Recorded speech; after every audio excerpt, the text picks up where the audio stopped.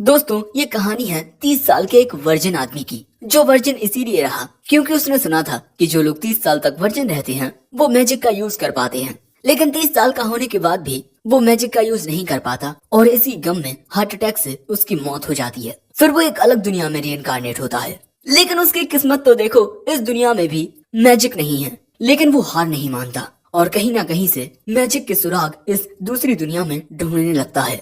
तो क्या वो कभी मैजिक का यूज कर पाएगा? चलिए जानते हैं।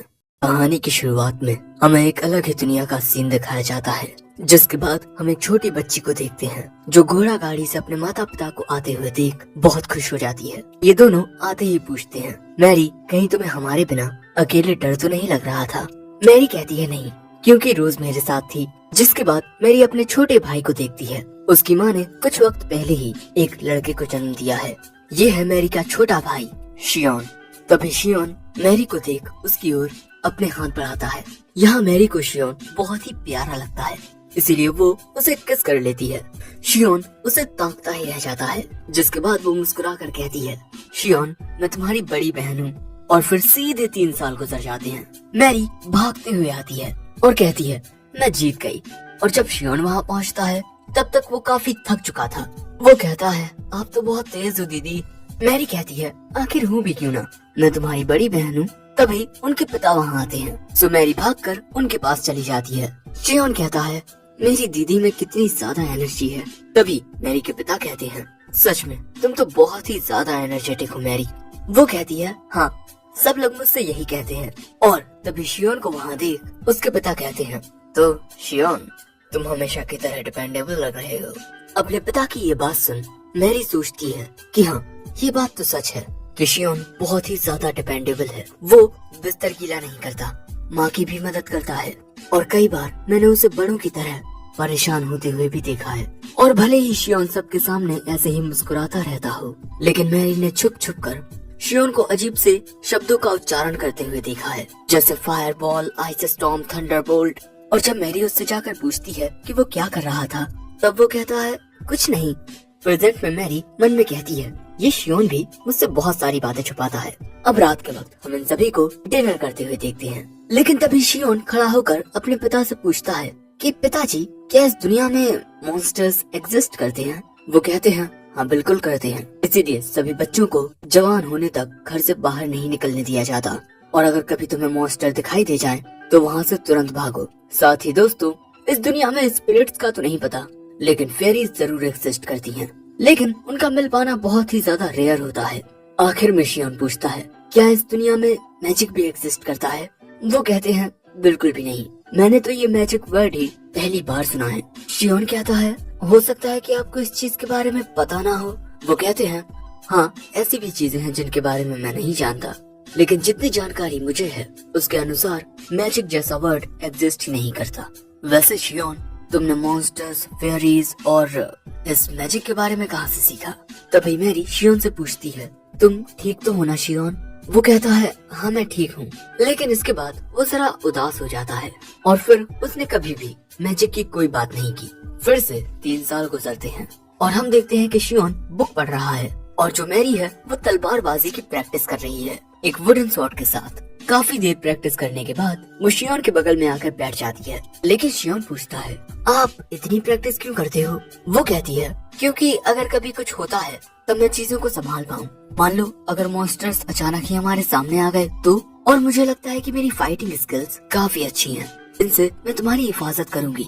मैं तुम्हारी बड़ी बहन हूँ और अगर मैंने खुद को स्ट्रॉन्ग नहीं बनाया तब जरूरत के वक्त पर मैं तुम्हारी मदद नहीं कर पाऊंगी। शियोन कहता है, आप ये सब मेरे लिए कर रहे हो? वो कहती है, हाँ मैं बहुत ज्यादा स्मार्ट तो नहीं हूँ, लेकिन फिजिकल वर्क में मैं बेहतर हूँ। और यहाँ शियोन अपनी बहन को देखता रह जाता है। अब शाम के वक्त एक झील किनारे हम फिर से मैरी को प्रैक्टिस करते हुए देखते हैं। यहाँ एक और लड़की है, इसका नाम रोज है। ये मैरी से पूछती है, तुम दिन भर यही करती रहती हो, तुम बोर नहीं होती? और तुम्हारा छोटा भाई वो हमेशा की तरह घर में बैठकर पढ़ रहा होगा, है ना? तुम दोनों भाई बहन कितने अजीब हो। दोस्तों, तभी हम मैरी को थोड़ा निराश देखते हैं। उसने रातों में भी शियोन को बहुत फोकस के साथ पढ़ते हुए देखा है और वो समझती है कि आखिर क्यों शियोन इतनी ज्यादा मेहनत कर रहा है। भले ही उस दिन के बाद शियोन ने उन चीजों से रिलेटेड कभी कोई बात नहीं की, लेकिन आज भी वो कड़ी मेहनत कर रहा है। और तभी अचानक ये दोनों देखती हैं कि सामने की झील में कुछ चमक रहा है, और ये देख मैरी हैरान हो जाती है। अगले दिन वो शियोन को उसी जगह पर लेकर जाने लगती है। शियोन कहता है, दीदी माँ ने हमें घर से ज्यादा दूर जाने के लिए मना किया है। सो मैरी कहती है, तुम चिंता मत करो, मैं हूँ ना। अब शाम के वक्त हम इन दोनों को उसी झील किनारे बैठे हुए देखते हैं। शियोन कहता है, माँ हम पर गुस्सा करेंगी। वो कहती है, हाँ वो करेंगी तो, लेकिन यहाँ पर आना वर्थ इट होगा। एंड अगले सीन में ये देखते हैं कि झील के अंदर से लाइट निकलने लगी है, जो देख शियोन हैरान हो जाता है। मैरी बताती है कि हर शाम इस झील से ऐसी ही रोशनी निकलती है, और जब सबसे पहले मैरी ने ये चीज देखी थी वो अपने माता पिता को यहाँ लेकर आई, लेकिन ताज्जुब की बात ये हुई कि उन दोनों को ही ये रोशनी दिखाई नहीं दी। और इसी बात ने मुझे परेशान किया कि आखिर उन दोनों को ये दिखाई क्यों नहीं दे रही, लेकिन तुम भी इसे देख पा रहे हो, जिसका मतलब ये कुछ लोगों को दिखाई देती है और कुछ को नहीं। वैसे सच कहूँ तो ये बिल्कुल मैजिक की तरह है ना? वही मैजिक जिसके बारे में तुमने कहा था। शियोन कहता है, आपको अब तक याद है? मैरी कहती है, मेरी याददाश्त बहुत अच्छी तो नहीं है, लेकिन ये बात तुमने कही थी, इसीलिए हाँ बिल्कुल मुझे याद है। लेकिन भैया ये बात सुन शियोन बहुत ही ज्यादा इमोशनल हो जाता है। सो मैरी उसे शांत करती है और इसके बाद पूछती है, अब तुम उदास तो नहीं हो ना? वो कहता है, नहीं, अब मुझे बहुत अच्छा लग रहा है। जो बात सुन मैरी खुश हो जाती है, जिसके बाद ये दोनों झील की ओर देखते हैं। और फिर अगले दिन सुबह होते ही ये दोनों बहुत जल्दी ब्रेकफास्ट करके यहाँ से चले जाते हैं। इनके माता पिता को तो कुछ समझ ही नहीं आता, जिसके बाद हमें उसी झील का सीन दिखाया जाता है। और यहाँ पर ये दोनों मछली पकड़ने के लिए आए हैं, लेकिन दौड़ कर आने की वजह से शियोन बहुत ज्यादा थक चुका है। वैसे ये दोनों काफी सुबह सुबह आ चुके हैं, इसीलिए आज इनके पास काफी सारा टाइम है। और हमें पता चलता है कि शियोन इस झील को इन्वेस्टिगेट करने आया है कि शाम के वक्त वो लाइट बॉल्स कहाँ से आती हैं। मैरी कहती है, वो तो झील में से आती हैं। शियोन कहता है, हाँ, पर शायद झील में कोई चीज है जिसके अंदर से वो लाइट बॉल्स आती हैं। मैरी कहती है, मुझे कुछ ज्यादा समझ तो नहीं आ रहा, लेकिन तुम कह रहे हो तो सही होगा। वैसे अब हम क्या करने वाले हैं? शियोन कहता है, हम जो बाल्टियाँ लेकर आए हैं, सबसे पहले हम उन्हें झील के पानी से भर देंगे, जिसके बाद हम एक में मिट्टी और पत्थर डालेंगे, दूसरे में वाटर प्लांट्स और तीसरे में मछलियाँ। मैरी कहती है, मुझे नहीं पता इससे होगा क्या, लेकिन तुमने कहा है तो मैं ये करूँगी। जिसके बाद ये दोनों एक बाल्टी में वाटर प्लांट्स डाल देते हैं, दूसरे में पत्थर और तीसरे में सिर्फ पानी होता है, क्योंकि मछलियाँ तो अभी इन्हें पकड़ना बाकी है। लेकिन तभी शियोन कहता है, मैं बहुत ज्यादा खुश हूँ जो आप यहाँ मेरे साथ हो। मैरी कहती है, मैं बिल्कुल तुम्हारे साथ रहूंगी, आखिर मैं तुम्हारी बहन जो हूँ। शियोन कहता है, मेरे लिए इतना करने के लिए शुक्रिया। वो कहती है, तुम उदास थे इसीलिए मैंने तुम्हारी मदद की, बस। और इसके अलावा मैं भी देखना चाहती थी कि मैजिक जैसी कोई चीज एग्जिस्ट करती भी है या नहीं। लेकिन अगर मैजिक इस दुनिया में सच में एग्जिस्ट करता है तो ये कितनी अच्छी बात है ना? जिसके बाद हम देखते हैं कि मैरी के कांटे में एक मछली फंस जाती है, जिसके बाद ये उस मछली को उस तीसरी बाल्टी में डाल देते हैं। ये एक ईट एंड ट्राउट नाम की मछली होती है और ये हर जगह पाई जाती है। ये बहुत ही ज्यादा कॉमन होती है। तभी वहाँ रोज आकर कहती है, मैरी तुम यहाँ क्या कर रही हो, और क्या ये तुम्हारा छोटा भाई है? वो कहती है, हाँ, इसका नाम शियोन है। जिसके बाद रोज भी शियोन को अपना इंट्रोडक्शन देती है, मेरा नाम रोज है और मैं इस दुनिया के सूखे रेगिस्तान में बेशकीमती फूल हूँ। मैरी कहती है, अरे ये बकवास कर रही है, ये हमारी तरह बस एक मामूली सी लड़की है। रोज कहती है, क्या यार मजाक किरकिरा कर दिया, वैसे क्या कर रहे हो यहाँ तुम दोनों? रोज कहती है, हम मछली पकड़ रहे हैं। और इसके अलावा शियोन को भी झील के अंदर से वो लाइट बॉल्स आती हुई दिखाई दे रही थी। रोज कहती है, क्या ये सच है शियोन? वो कहता है, हाँ। इसके बाद हमें पता चलता है कि रोज भी यहाँ पर उन्हें लाइट बॉल्स को देखने के लिए आई है, क्योंकि वो नजारा बहुत ही खूबसूरत होता है। जिसके बाद शियोन रोज से पूछता है, क्या तुम जानती हो कि वो लाइट बॉल्स क्या हैं और वो किस चीज से निकलती हैं? रोज कहती है, नहीं। लेकिन यहाँ पर शियोन रोज के कुछ ज्यादा ही करीब आ जाता है, जो देख मैरी को अच्छा नहीं लगता। अब शाम के वक्त हम देखते हैं कि झील में से वो लाइट बॉल्स निकलना शुरू हो गई हैं। रोज तो मस्त मछली पकड़ रही है, पर ये दोनों उन बाल्टियों में देख रहे हैं कि किस चीज से लाइट निकलती है, मछली में से या पानी में मौजूद पौधों में से या पानी के पत्थर और मिट्टी में से, लेकिन लाइट नहीं निकलती। शियोन पूछता है, क्या इस झील में ईट एंड ट्राउट के अलावा भी और जीव रहते हैं? मैरी कहती है, हाँ रहते तो हैं। रोज कहती है, लेकिन ऐसे तो झील में बहुत सारी चीजें रहती हैं, क्या तुम उन सभी को पकड़ोगे? अब इसीलिए शियोन के दिमाग में आइडिया आता है। वो अपने कपड़े उतार कर झील में जाने लगता है। मैरी को शियोन की इतनी चिंता हो रही थी कि वो भी अपने कपड़े उतारने लगती है झील में उसके साथ जाने के लिए, जिसके बाद वो शियोन के पास आ जाती है। और इसके बाद ये दोनों झील के अंदर से उन लाइट बॉल्स को आते हुए देखने लगते हैं। तभी शियोन एक लाइट बॉल को छूकर देखता है। ये गर्म होती है लेकिन इतनी ज्यादा नहीं, इसीलिए मैरी भी एक लाइट बॉल छूकर देखती है। जिसके बाद शियोन पानी के अंदर देखने की कोशिश करता है, लेकिन इसका कुछ फायदा नहीं होता क्योंकि पानी थोड़ा मैला होता है। लेकिन शियोन इतना तो समझ जाता है कि ये लाइट बॉल्स पानी के अंदर मौजूद किसी चीज में से आ रही हैं। लेकिन वो चीज कोई पौधा नहीं है बल्कि कोई लिविंग क्रिएचर है जो चलता फिरता रहता है, क्योंकि ये लाइट बॉल्स अलग अलग जगहों से निकल रही हैं, न कि एक सीधी रेखा में। लेकिन हाँ, किसी को नहीं पता कि वो क्रिएचर क्या है। जिसके बाद कपड़े पहनकर शियोन कहता है, शुक्रिया दीदी, आपने मेरी इतनी मदद की। मैरी कहती है, हम एक परिवार हैं, तुम्हें हर एक चीज के लिए मुझे शुक्रिया कहने की कोई जरूरत नहीं है। शियोन कहता है, भले ही हम परिवार हों, लेकिन आपके प्रति जो मैं फीलिंग्स रखता हूँ उन्हें आपको बताना बहुत जरूरी है। तभी हम देखते हैं कि रोज एक फीमेल ईटर्न ट्राउट पकड़ के लाती है और हमें पता चलता है कि जो फीमेल ईटर्न ट्राउट हैं उन्हें पकड़ना काफी मुश्किल होता है क्योंकि वो पानी में गहराई में रहती हैं। लेकिन अभी मीटिंग सीजन चल रहा है, इसीलिए फीमेल ट्राउट मछलियाँ पानी की उस सतह तक आती हैं जहाँ पर मेल ट्राउट होती हैं। ये तीनों उन मछलियों को देखने लगते हैं, लेकिन तभी अचानक इनके सामने रोशनी प्रकट होती है। ये तीनों देखते हैं कि ये लाइट बॉल्स मेल और फीमेल दोनों ईटर्न ट्राउट मछलियों में से निकल रहे हैं और ये नजारा काफी खूबसूरत होता है। तभी शियोन कहता है, अच्छा तो ये बात है, ये एक कोर्टिंग बिहेवियर है। ये लाइट बॉल्स ईटर्न ट्राउट मछलियों के कोर्टशिप डिस्प्ले हैं, यानी कि वो तरीका जिससे एक मेल फीमेल से कहता है, हे मुझसे शादी करके एक नया परिवार बसाओगी? जो सुन मैरी कहती है, तब तो मुझे और शियोन को इस कोर्टशिप बिहेवियर की जरूरत ही नहीं पड़ेगी क्योंकि हम दोनों तो पहले से ही एक परिवार हैं। और क्योंकि शियोन एक लड़का है और मैं एक लड़की हूँ, तो आने वाले वक्त में मैं भी बच्चे पैदा करूंगी। शियोन कहता है, ऐसा कुछ नहीं होगा, सिबलिंग्स के बीच शादी नहीं होती। मैरी पूछती है, क्यों, तुम मुझसे प्यार नहीं करते शियोन? वो कहता है, हाँ बिल्कुल मैं करता हूँ। लेकिन अगले दिन जब यही बात मैरी अपनी माँ से कहती है कि उसे शियोन से शादी करनी है, तब उसकी माँ उसे डांट देती है। इसीलिए मैरी कहती है, क्या मैं जो कह रही हूँ वो इतना गलत है? मैं तो बस हमेशा तुम्हारे साथ रहना चाहती हूँ शियोन। शियोन कहता है, मैं भी आपके साथ रहना चाहता हूँ, लेकिन इसके लिए हमें शादी करने की जरूरत नहीं है। मैरी कहती है, लेकिन शादी करना जरूरी है, वरना आगे चल के हम दोनों की शादी ही अलग अलग लोगों से हो जाएगी और फिर मैं तुम्हारे साथ कैसे रह पाऊंगी?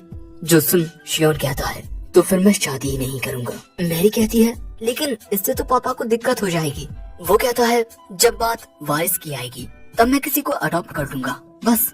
लेकिन यहाँ मैं मजाक नहीं कर रहा, मैं आपके साथ रहना चाहता हूँ और भले ही इस वक्त मैं एक बच्चा हूँ, लेकिन मैं आपसे ये वादा कर सकता हूँ क्योंकि आपसे दूर जाने का तो सवाल ही पैदा नहीं होता। आप मेरे लिए बहुत ज्यादा जरूरी हो और मुझे यकीन है कि एक दिन सब कुछ सही हो जाएगा। मैं हूँ ना आपके साथ। शियोन की ये बातें सुन मैरी रोने लगती है। यहाँ इन दोनों के इमोशंस एक दूसरे से जुड़ते हैं और अचानक ही लाइट निकलने लगती है। हम देखते हैं कि असल में ये पावर शियोन की बॉडी में से निकल रही है। शियोन की बॉडी ग्लो कर रही है, लेकिन ऐसा बस कुछ वक्त के लिए होता है। शियोन कहता है, ये तो मैजिकल एनर्जी थी। उसे याद आता है कि जब वो तालाब में गया था तब वो उन लाइट बॉल्स के बहुत ज्यादा करीब था और उसी टाइम पर वो मैजिकल एनर्जी शियोन की बॉडी में चली गई। और जब शियोन ने मैरी के सामने ये जताया कि वो हमेशा उसके साथ रहेगा और कभी शादी नहीं करेगा, तो ये एक कन्फेशन था। और ये बात सुनकर मैरी शर्मा कर वहाँ से भाग जाती है। और अब शियोन सोचता है, मैजिकल एनर्जी, हाँ, मैजिक अब तक इस दुनिया में इसीलिए एग्जिस्ट नहीं करता था क्योंकि मैजिक को यूज करने की टेक्निक्स अब तक इन्वेंट ही नहीं हुई थी। लेकिन अब आएगा कहानी में मजा और यहाँ से होगी मेरी असल कहानी शुरू। मैं इस दुनिया में रीइंकार्नेट हुआ हूँ और मैं ही इस दुनिया में मैजिक की शुरुआत करूंगा, मैजिक को बनाकर। और दोस्तों, यही एपिसोड 1 एंड होता है। एपिसोड 2 की शुरुआत में एक अंधेरे कमरे में हम एक आदमी को बैठे हुए देखते हैं। ये आदमी काउंटिंग कर रहा था और आज रात के 12 बजते ही खुशी के मारे ये आदमी चिल्ला पड़ता है क्योंकि अब ये 30 साल का हो गया है। और जो लोग 30 साल की उम्र में भी वर्जिन होते हैं वो विजार्ड बन जाते हैं, यानी कि वो मैजिक का यूज करने लगते हैं। साथ ही हम देखते हैं कि इस लड़के के कमरे में काफी सारे पोशंस और काफी सारी किताबें होती हैं मैजिक से रिलेटेड। जिसके बाद ये लड़का मैजिक का यूज करने की कोशिश करता है, लेकिन होता कुछ नहीं। इसी तरह वो कई बार मैजिक का यूज करने की कोशिश करता है, लेकिन कुछ नहीं होता। जिसके बाद वो एक सीक्रेट बुक उठाता है और उस बुक में मॉन्स्टर्स को सम्मन करने का स्पेल पढ़ने लगता है, लेकिन भाई इससे भी कुछ नहीं होता। और क्योंकि वो इतना ज्यादा चिल्ला रहा था, इस वजह से उसके पड़ोसी गुस्सा होने लगते हैं और इसे माफी मांगनी पड़ती है। जिसके बाद ये बेचारा उदास होकर बैठ जाता है। इस दुनिया में मैजिक जैसी कोई चीज नहीं है, आखिर मैं 30 साल तक वर्जिन क्यों रहा। जिसके बाद बेचारा निराश होकर सोने के लिए जाने लगता है, क्योंकि कल सुबह उसे काम पर भी जाना है। लेकिन तभी अचानक उसके दिल में बहुत तेज दर्द होने लगता है। वो वहीं घुटनों के बल गिर जाता है। इस लड़के ने अपनी बुक पर लिख रखा था, चाहे कुछ हो जाए मैं एक जादूगर बनूंगा। और अब आखिर में वो लड़का कहता है, मैं मरना नहीं चाहता। और तभी उसकी मौत हो जाती है। फिर उसकी नजरों के सामने उसकी पूरी जिंदगी का रिपीट टेलीकास्ट होता है। उसने शुरुआत से कोई दोस्त नहीं बनाए, वो सिर्फ मैजिक की रिसर्च करता और मैजिक के बारे में ही पढ़ता। उसने सुना था कि जो लोग 30 साल की उम्र तक वर्जिन रहते हैं वो मैजिक का यूज करने लगते हैं, इसीलिए मैं अब तक वर्जिन रहा। लेकिन कहीं ना कहीं मैं शुरुआत से ही ये जानता था कि मैजिक जैसी कोई चीज इस दुनिया में मुमकिन नहीं है। लेकिन तभी उसकी आत्मा को एक नया रूप मिलता है जो छोटा होता है, और वो होता है शियोन। और अब प्रेजेंट में जब शियोन के पिता ने उसे बताया कि इस दुनिया में कोई मैजिक नहीं है, तब उसने मैजिक के बारे में रिसर्च करना शुरू किया। उसने कभी हार नहीं मानी, वो लगातार कोशिश करता रहा।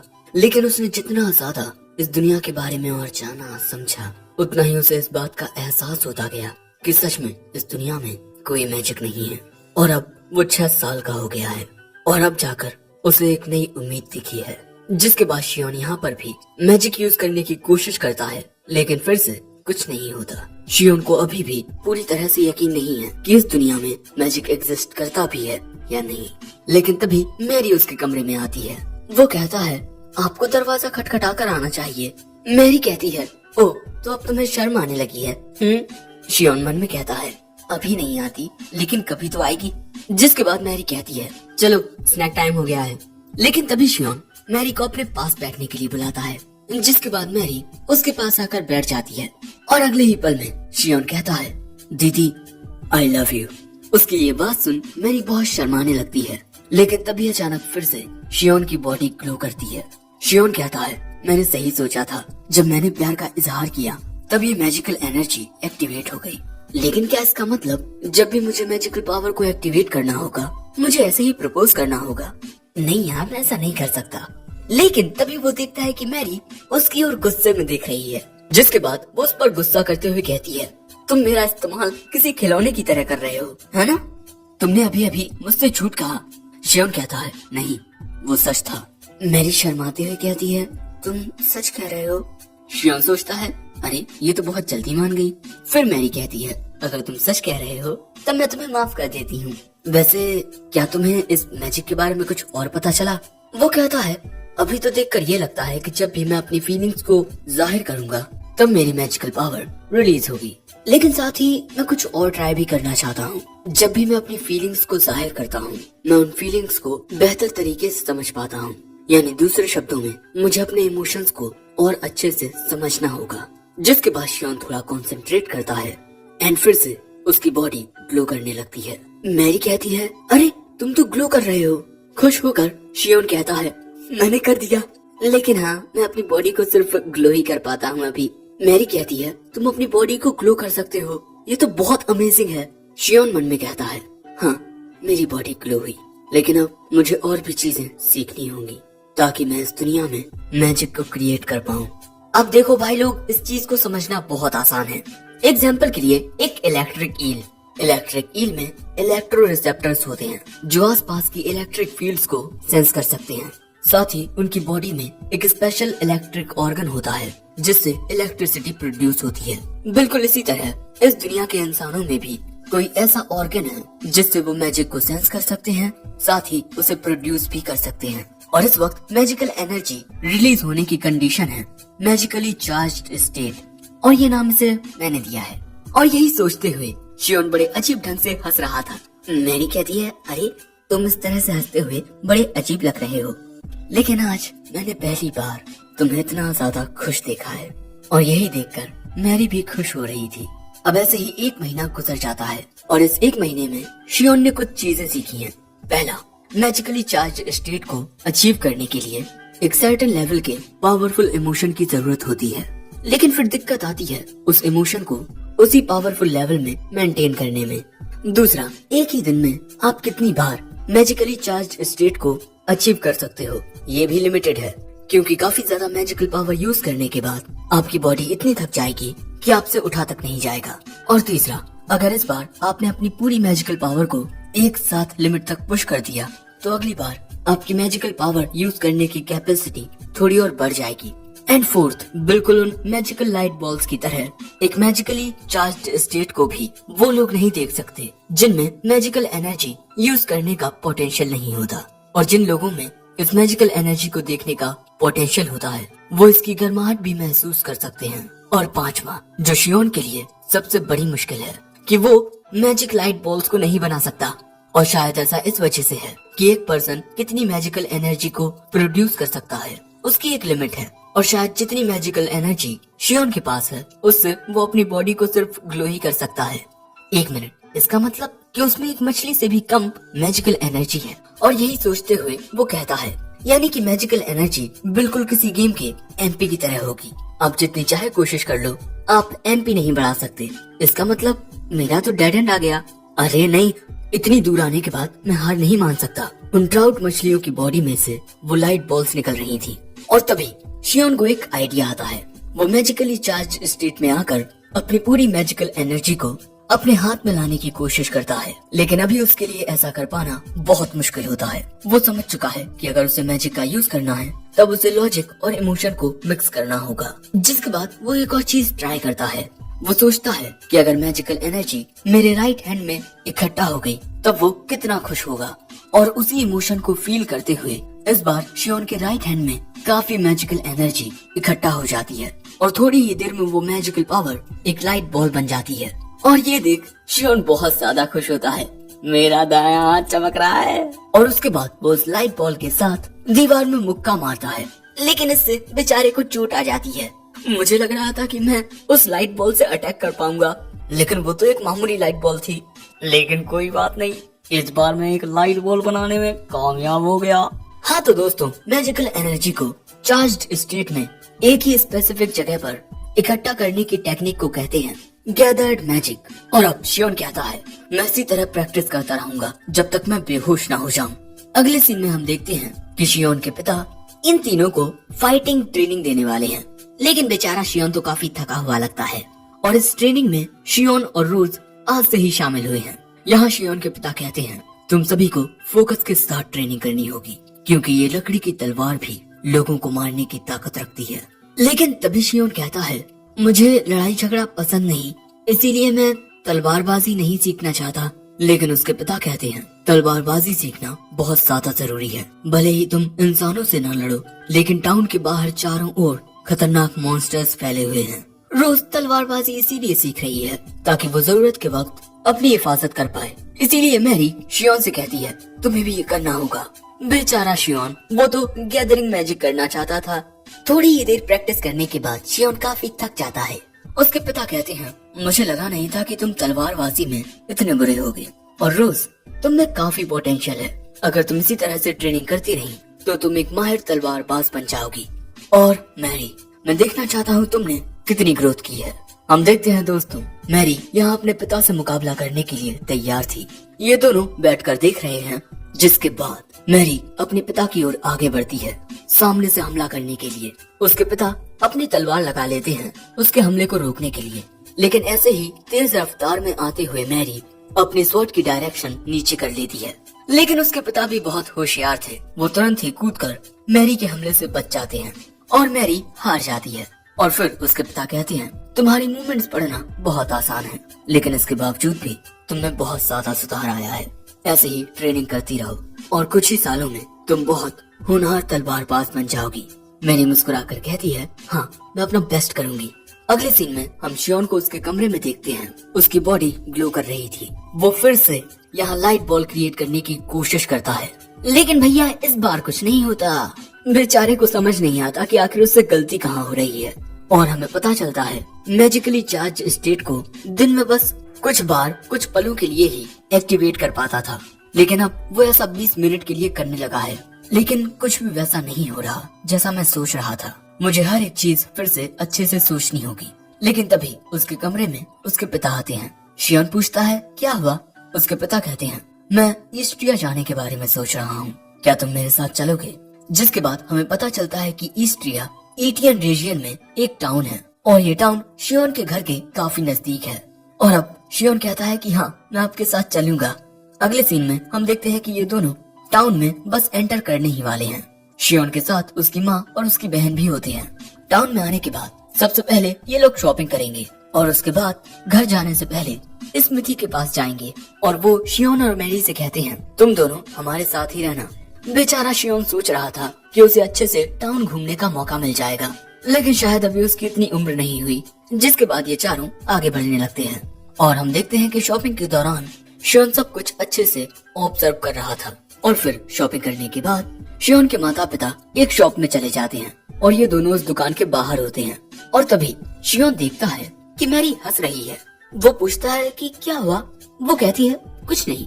जिसके बाद इन दोनों के पेरेंट्स बाहर आते हैं और अब इनकी शॉपिंग पूरी हो चुकी है और अब ये लोग जाएंगे स्मिथी के पास। जिसके बाद ये चारों आते हैं एक ब्लैक स्मिथ की शॉप पर। शियोन के पिता को देख ये ब्लैक स्मिथ कहता है ओह तो तुम आए हो गावेन। वो कहते हैं यार मैं तुम्हारा इतना अच्छा कस्टमर हूँ और तुम मुझसे ऐसे बात कर रहे हो, ये सही नहीं है ग्रास्ट। वो कहता है हाँ वैसे तुम यहाँ अपना सामान लेने आए हो है ना। मैंने तुम्हारे लिए टॉप क्वालिटी की चीज बनाई है। और इसके बाद ये महाशय इन सभी को अपना इंट्रोडक्शन देते हैं। मेरा नाम ग्रास्ट है और बच्चों मैं तुम्हारे पिता का दोस्त हूँ। ये दोनों बच्चे भी अपने अपने नाम बताते हैं।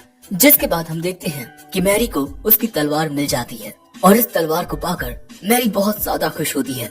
वो इस तलवार को बाहर निकालती है। तलवार बहुत ही ज्यादा अच्छी थी। अब शाम के वक्त हम इन सभी को घर की ओर जाते हुए देखते हैं। यहाँ मैरी कहती है शियोन तुम्हें तो कुछ मिला ही नहीं, सिर्फ मुझे मिला, मुझे बुरा लग रहा है। शियोन कहता है आपका बर्थडे आने वाला है, ये आपका बर्थडे गिफ्ट है और इसके अलावा मुझे तलवारों में इतना कुछ खास इंटरेस्ट नहीं है। मैरी कहती है कि शियोन तुम्हें थोड़ा बहुत अपने लिए सेल्फिश होना चाहिए। वो कहता है हाँ मैं काफी सेल्फिश हूँ, मैं अक्सर आपसे मदद मांगता रहता हूँ। मैरी मुंह फुलाकर कहती है मैं ये नहीं बोल रही। लेकिन तभी शियोन की नजर एक दुकान पर जाती है और वो अपने पिता से उस दुकान के बारे में पूछता है। उस दुकान को देखने के बाद शियोन के पिता कहते हैं तुम्हें ये सब जानने की कोई जरूरत नहीं है, तुम अभी इसके लिए बहुत छोटे हो। शियोन कहता है ठीक है, लेकिन शियोन समझ चुका था कि वो दुकान किस चीज की है। उस दुकान में वो लोग फेरीज को बेच रहे हैं, वो है फेरी सेलर। और दोस्तों यहीं पर ये एपिसोड 2 एंड होता है। एपिसोड 3 की शुरुआत में हम एक आदमी को देखते हैं जो अपने गांव की ओर जा रहा था, लेकिन तभी अचानक बारिश शुरू हो गई थी। लेकिन तभी अचानक दौड़ते हुए उसकी ओर एक और आदमी आता है जो वहीं गिर पड़ता है और कहता है उन्होंने सबको मार दिया। ये आदमी पूछता है उन्होंने, तुम किसकी बात कर रहे हो। ये आदमी कहता है गॉब्लिन्स। जो बात सुन ये आदमी घबरा जाता है और फिर हमें जंगल में एक गॉब्लिन का साया नजर आता है। और फिर हमें शियोन का घर दिखाया जाता है जहाँ शियोन मैरी के साथ अपने कमरे में होता है और वो यहाँ गैदर्ड मैजिक का यूज कर रहा था। और यहाँ मैरी गिनती है जिसके जरिए पता लगता है कि इस बार शियोन ने एक नया रिकॉर्ड बनाया है। वो पूरे 10 सेकंड तक मैजिकली चार्ज्ड स्टेट में रहा और अब शियोन पहले से ज्यादा मैजिक पावर को रिलीज कर पा रहा है। लेकिन सिर्फ इतना कर पाना ही उसके लिए काफी नहीं है। तभी मैरी भी नोटिस करती है कि इस मैजिक से जो गर्माहट आती है वो भी बढ़ गई है। और इसके बाद वो शियोन का हाथ पकड़ कहती है मुझे तुम्हारा ये मैजिक बहुत पसंद है। वो कहता है शुक्रिया दीदी, लेकिन मैं कुछ ऐसा करना चाहता हूँ जो सच में लगे कि वो मैजिक है, जैसे फायरबॉल या थंडरबॉल्ट। लेकिन यही कहते हुए वो फेरीज और मॉन्स्टर्स के बारे में सोचने लगता है कि किस तरह बाजार में फेरीज को बेचा जा रहा था और जो लोग फेरीज को बेचते हैं उन्हें फेरी सेलर्स कहते हैं। लेकिन इंसानों की तरह दिखने वाले क्रिएचर्स को बेचना मेरे पिता और उनके ही जैसे कई और लोगों को बिल्कुल भी पसंद नहीं है। लेकिन तभी मैरी शियोन से गुस्सा हो जाती है क्योंकि वो उस पर ध्यान ही नहीं दे रहा था, वो बस अपनी बातों को सोचे जा रहा है। लेकिन तभी इन दोनों को कुछ आवाज आती है नीचे हम देखते हैं कि इनके घर पर कुछ लोग थे जिनसे शियोन के पिता कहते हैं सभी हथियारों को निकाल लो। तभी ये दोनों भी नीचे आते हैं और पूछते हैं कि क्या हुआ पिताजी। उनके पिता बताते हैं कि हमें रिपोर्ट मिली है कि हमारे टाउन के आसपास कुछ गॉब्लिन्स को देखा गया है और अब इसीलिए हम उन्हीं का सामना करने जा रहे हैं। लेकिन ये बात सुन शियोन को कुछ आइडिया आता है कि गॉब्लिन के ऊपर स्टडी करके वो मैजिक के बारे में कुछ नया सीख सकता है। लेकिन यहाँ वो देखता है कि जितने भी बड़े लोग थे वो यहाँ पर बहुत ज्यादा सीरियस थे। जो देख उसके मन में ख्याल आता है क्या गॉब्लिन्स इस दुनिया में बहुत ज्यादा ताकतवर होते हैं। तभी शियोन के पिता अपनी पत्नी से कहते हैं गांव में जितनी भी औरतें, बच्चे और बूढ़े लोग हैं उन्हें यहीं ले आओ और फिर किसी को भी बाहर मत जाने देना। तभी मैरी कहती है शियोन तुम चिंता मत करना, पिताजी और बाकी सब उन गॉब्लिन्स को मार देंगे और यहाँ मैं तुम्हारी हिफाजत करूंगी। लेकिन यहाँ शियोन नोटिस करता है कि मैरी का हाथ कांप रहा है, जिसके बाद शियोन के पिता और बाकी आदमी गॉब्लिन्स का सामना करने वहाँ से जाने लगते हैं। लेकिन जाने से पहले शियोन के पिता कहते हैं हमारी ज्यादा चिंता मत करना, वहाँ पर सिर्फ 2 गॉब्लिन्स हैं। लेकिन तभी शियोन अपने पिता से पूछता है कि क्या गॉब्लिन्स में दिमाग और फिजिकल एबिलिटीज होती हैं कि वो घाटी चढ़कर हमारे गांव में आ गए। वो कहते हैं नहीं, वो इतने स्मार्ट नहीं होते और न ही उनमें इतनी फिजिकल ताकत होती है कि वो इतनी ऊंचाई पर चढ़ाई कर सके। जो सुन शियोन कहता है तब हम सभी 2nd फ्लोर पर छुप जाएंगे और आने जाने के रास्ते को फर्नीचर से बंद कर देंगे। ऐसा करके अगर गॉब्लिन्स यहाँ आ भी गए तब भी हम उनसे सेफ रहेंगे।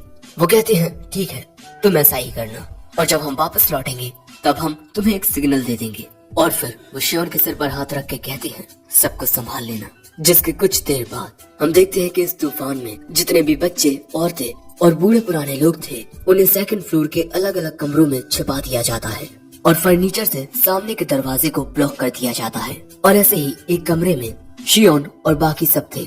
लेकिन तभी इनके घर के बाहर हमें एक गॉब्लिन का साया नजर आता है और वो गॉब्लिन दूसरी ओर था जो कूदकर बहुत ही आसानी से इस ओर आ जाता है और इसके बाद इनके मेंशन की ओर आगे बढ़ने लगता है। इस तूफानी रात में देखने पर लग रहा था जैसे ये गॉब्लिन बहुत ही ज्यादा खतरनाक है और ऐसे ही इनके घर की ओर आगे बढ़ता हुआ वो दरवाजे के पास पहुंचकर अपने नाखूनों से उसे कुरेदने लगता है, जो आवाज इन्हें सुनाई देती है। अब शियोन के पिता ने इनसे कहा था कि जब वो वापस आएंगे तब एक सिग्नल देंगे, लेकिन यहाँ इन्हें कोई सिग्नल नहीं मिला और इसी से ये समझ जाती हैं कि ये कोई और है। और अब दरवाजे को कुरेदने की आवाज बढ़ती जा रही थी, जो सुनकर ये लोग घबराना शुरू कर देते हैं। लेकिन कुछ देर बाद आवाज आना बंद हो जाती है। जैसे ही इन्हें लगता है कि वो गॉब्लिन शायद यहाँ से जा चुका है, तभी अचानक एक खिड़की तोड़ने की आवाज आती है, जो सुन शियोन भी घबरा जाता है। वो गॉब्लिन खिड़की तोड़कर अब मेंशन में घुस आया था और इसीलिए शियोन यहाँ पर सभी को बिल्कुल चुप रहने को कहता है।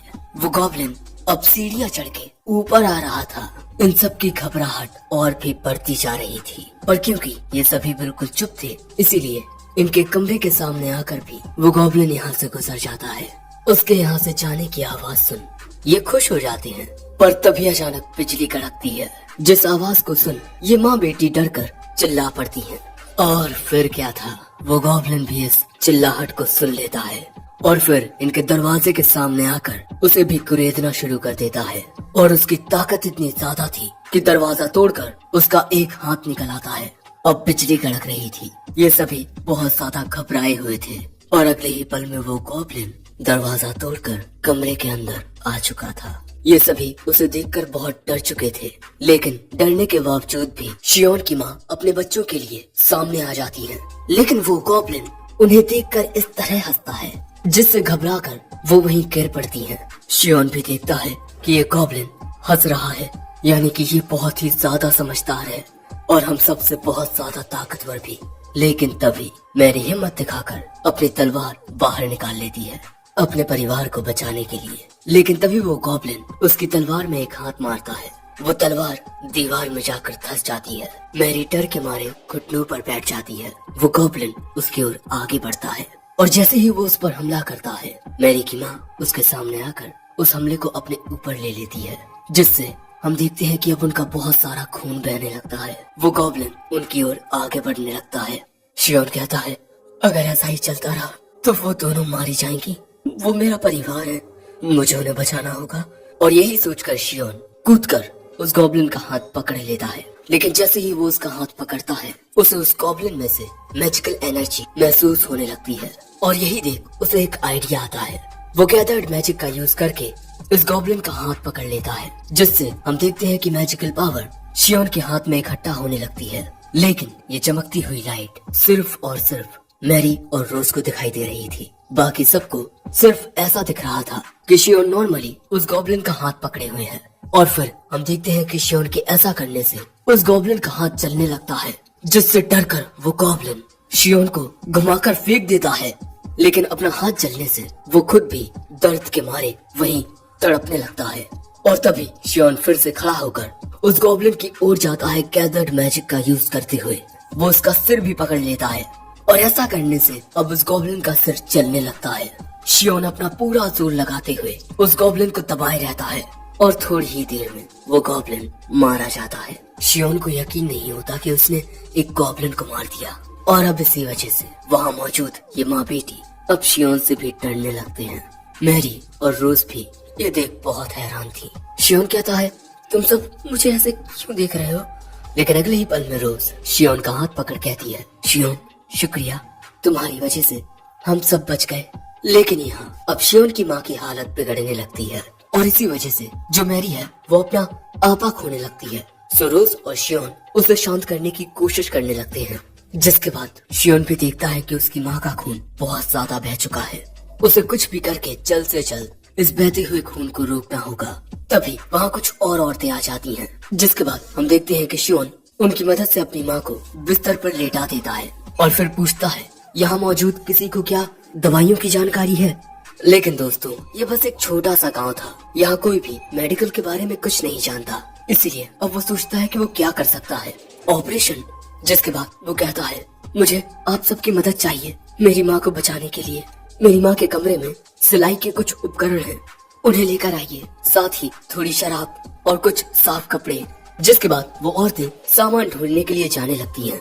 जिसके बाद हम देखते हैं कि ये माँ बेटी शियोन को शुक्रिया कहते हैं, और यहाँ पर शियोन भी हार नहीं मानने वाला।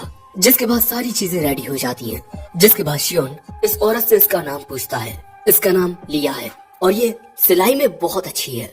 जिसके बाद शियोन एक चाकू से अपनी माँ के कपड़े फाड़ता है। शियोन देखता है कि ये जख्म इतना गहरा नहीं है जितना उसने सोचा था, लेकिन कहीं उस गॉब्लिन के नाखूनों में जहर ना हो। जिसके बाद शियोन लिया से इन जख्मों को सिलने को कहता है।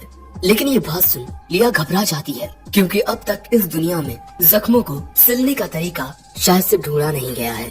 सो शियोन समझाता है कि अगर हम इन जख्मों को सिल देंगे तो इनसे खून बहना बंद हो जाएगा, और मिस लिया, मेरी माँ के जख्मों को सिलकर ही उनकी जान को बचाया जा सकता है, वरना ज्यादा खून बहने से उनकी मौत हो जाएगी। अब पहले तो लिया बहुत घबरा रही थी, क्योंकि वो नहीं चाहती थी कि वो शियोन की माँ यानी कि अपनी मालकिन को सुई के जरिए और जख्म दे। लेकिन फिर वो शियोन की बातों पर यकीन करती है। जिसके बाद हम देखते हैं कि रोज उन जख्मों को साफ करती है। जिसके बाद हम देखते हैं कि लिया एक कांटे की मदद से जख्मों को सिलती है, और अब कुछ देर बाद शियोन के आइडिया से उसकी माँ बच जाती है। लेकिन वो अभी भी बेहोश थी। लेकिन यहाँ शियोन को यकीन होता है कि अब वो जल्द ही ठीक हो जाएंगी। लेकिन तभी हम देखते हैं कि मैरी रोते हुए शियोन को पकड़ लेती है। शियोन अपनी बहन को समझाता है कि आप चिंता मत कीजिए, सब कुछ ठीक हो जाएगा। तभी इन्हें बाकी के मर्दों के आने की आवाज आती है। वो यहाँ आ चुके हैं, और फिर हमें पता चलता है कि शियोन के पिता के साथ जो लोग गए थे उन्होंने साथ में मिलकर गॉब्लिन की गुफा को ढूंढ लिया, और फिर वहाँ मौजूद 2 गॉब्लिन्स को हरा दिया। लेकिन वहाँ मिले सबूतों को देखकर वो समझ गए कि वहाँ सिर्फ 2 गॉब्लिन्स नहीं थे। इसीलिए वो जल्द से जल्द गाँव वापस आए। गॉब्लिन से लड़ते हुए कुछ